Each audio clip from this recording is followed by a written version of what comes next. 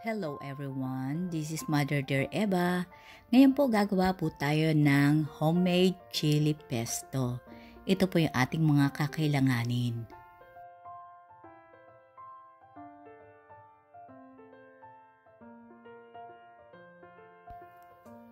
Huhugasan po muna natin lahat ng ating chili. Ang gamit ko po dito ay Thai chili. Hugasan lang po natin at tatanggalin po natin yung bawat tangkay ng ating sili.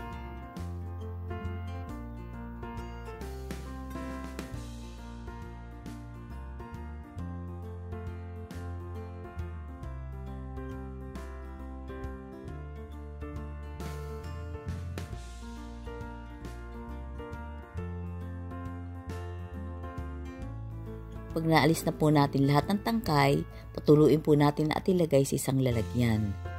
Binilatan ko na po yung ating gagamiting bawang, yung ating olive oil at suka. Ngayon po umpisa na nating ilagay sa ating panggiling. Lagay na rin po natin yung ating bawang.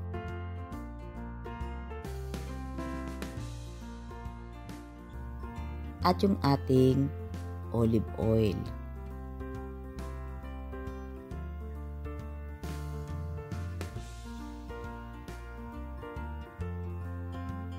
Ngayon po, simulan na po nating gilingin ang ating mga ingredients.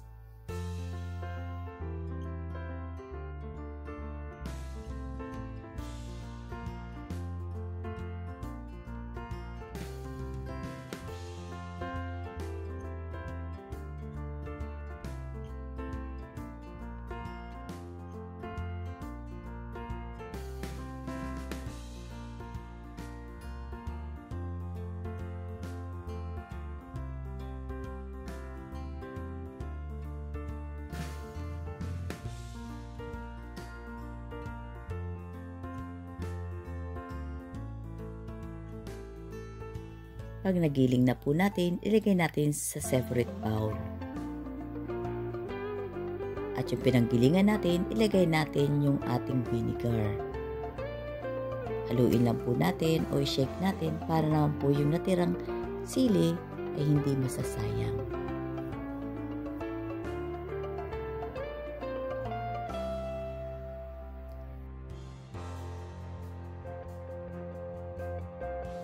Naglagay lang po ako ng 2 tablespoon na oil. Dahan-dahan po natin ilagay at hinaan po natin yung apoy para hindi po kagad masunog ang ating igigisa.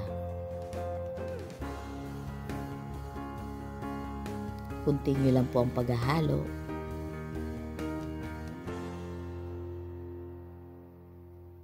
Mga 30 minutes ko lang pong lulutuin sa medium heat. Pero kung gusto nyo po yung dark, gawin nyo pong 1 hour. Pero lagi nyo pong sisilipin para nga po maiwasang dumikit yung ating pesto.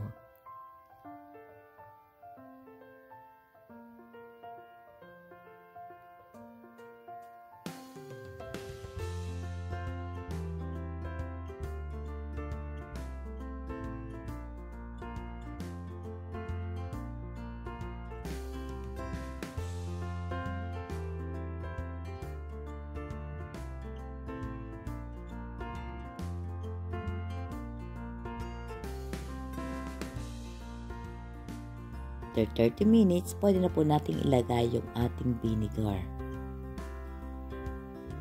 Haluin po natin. Pag na-mix po natin, pwede na po nating i-off ang ating stove.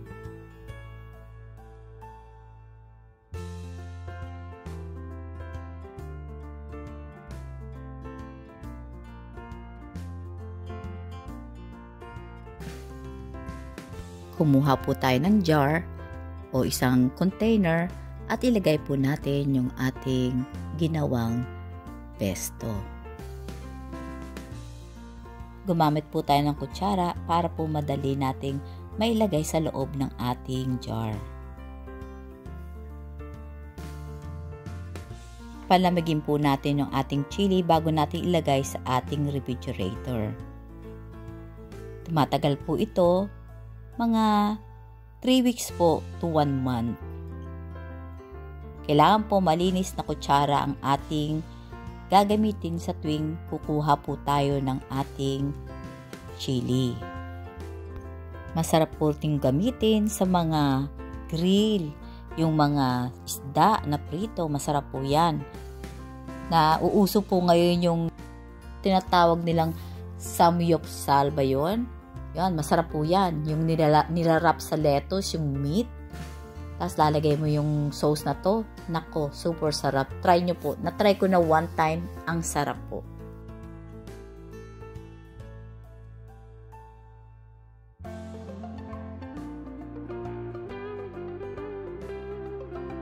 Eto na po yung ating homemade chili pesto.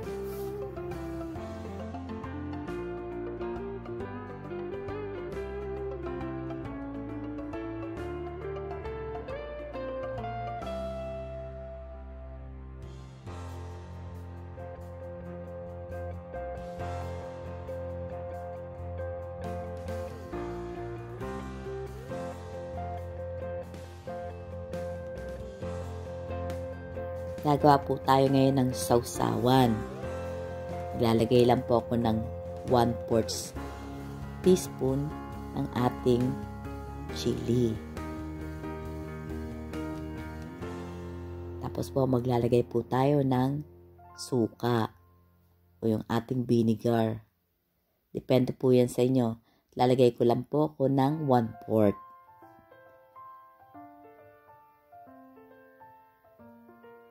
Tapos yung ating soya sauce, mga 1/2 teaspoon po.